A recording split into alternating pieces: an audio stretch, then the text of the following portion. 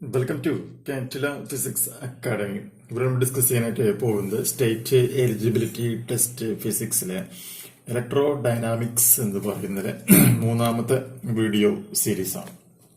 Crash കോഴ്സിന്റെ video series ആണ്.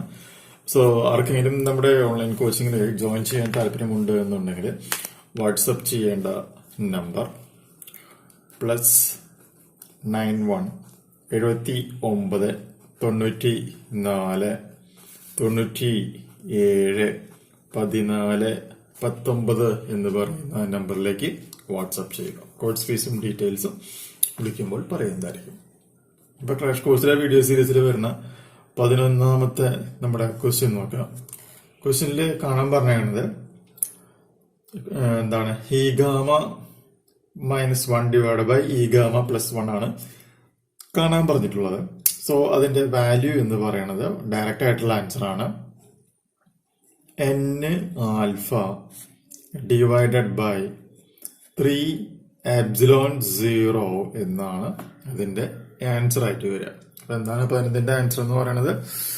Direct ആയിട്ടുള്ള ക്വസ്റ്റ്യൻ ആണ്. അതിന്റെ ആൻസർ നോക്കുക, n⁴ ഡിവൈഡഡ് ബൈ 3ε0 എന്നുള്ളതാണ് answer.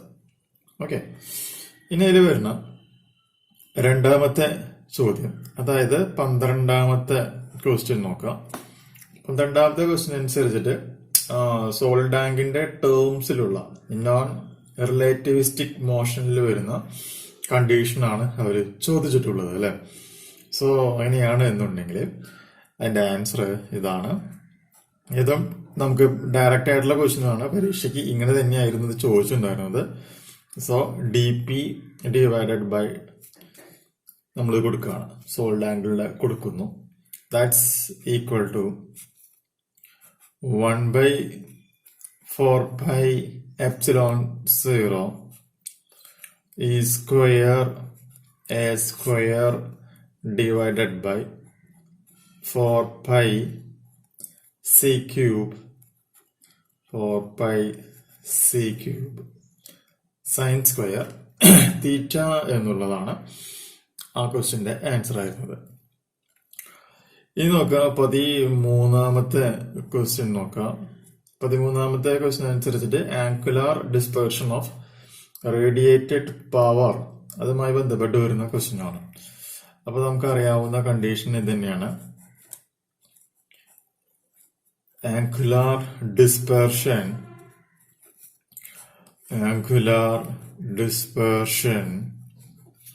of radiated power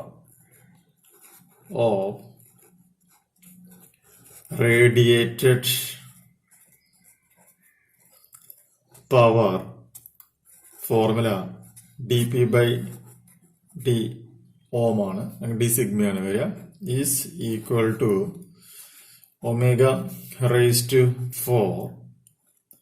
P0 square sine square theta divided by 32 π square ε0 c square എന്നുള്ളതാണ് അതിന്റെ ആൻസർ.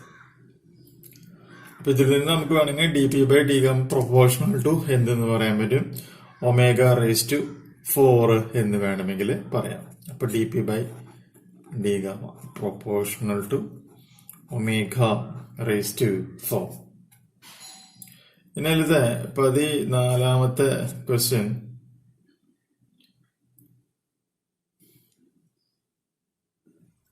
നോക്കുക. 14ാമത്തെ ക്വസ്റ്റ്യൻ അനുസരിച്ചിട്ട് അതിന്റെ ആൻസർ എന്ന് പറയുന്നത് എന്തിനാണ്, യൂണിറ്റ് ആവശ്യമാണ് അല്ലെ. അപ്പൊ യൂണിറ്റ് എന്ന് പറയുമ്പോൾ അത് എന്ത് തന്നെയാണ് വരിക, same as that of d vector എന്നുള്ളതാണ് അതിന്റെ കണ്ടീഷനായിട്ട് മാറുന്നത്. ഓക്കെ, ഇനി നമുക്ക് ഇതിൽ വരുന്ന 15ാമത്തെ ക്വസ്റ്റ്യൻ നോക്കാം. 15ാമത്തെ ക്വസ്റ്റ്യന്റെ ആൻസർ സോളിനോയിഡൽ എന്നാണ് ആൻസർ ആയിട്ട് വരിക, സോളിനോയിഡൽ. 5 ക്വസ്റ്റ്യൻസ് ആണ് നമ്മളിപ്പോൾ ഇവിടെ ഡിസ്കസ് ചെയ്തിട്ടുള്ളത്. എല്ലാം പരീക്ഷയ്ക്ക് ചോദിച്ചിട്ടുള്ള ചോദ്യങ്ങൾ തന്നെയാണ്. ഇനി വേണമെന്നുണ്ടെങ്കിൽ ഇവിടെ ഇപ്പൊ dp/d വരുന്നതാണ്. ഇതിൽ നിന്ന് വേണമെങ്കിൽ p കണ്ടെത്താൻ പറ്റും. ഒരു അഡീഷണൽ ആയിട്ട് ഒരു പോയിന്റ് കൂടി പറഞ്ഞുതരാം. അപ്പൊ ഇതിൽ നിന്ന് ഒരു പി ചോദിക്കുകയാണെങ്കിൽ പി ഈക്വൽ ടു കണ്ടീഷൻ ഇതാണ്. ഈ തന്നിട്ടുള്ള ഇക്വേഷൻ നമ്മൾ എന്ത് ചെയ്യുന്നു, ഇന്റഗ്രേഷൻ കൊടുത്താൽ മതി.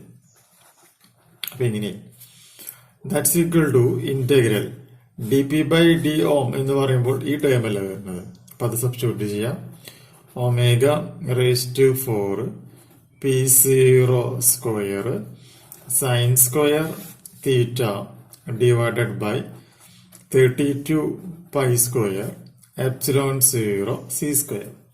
ഇനി നമുക്കറിയാം സോളിഡ് ആംഗിൾ ആണ്. സോളിഡ് ആംഗിൾ ആയതുകൊണ്ട് തന്നെ അതിന്റെ ഫോർമുല എന്ന് പറയുന്നത് sine theta D theta D phi എന്നാണ്. ഇന്റഗ്രേഷൻ നമ്മൾ ചെയ്യണ്ട, ഇതാണ് കണ്ടീഷൻ. അപ്പൊ കിട്ടുന്ന ഫൈനൽ റിസൾട്ട് ഓർത്തിരിക്കുക.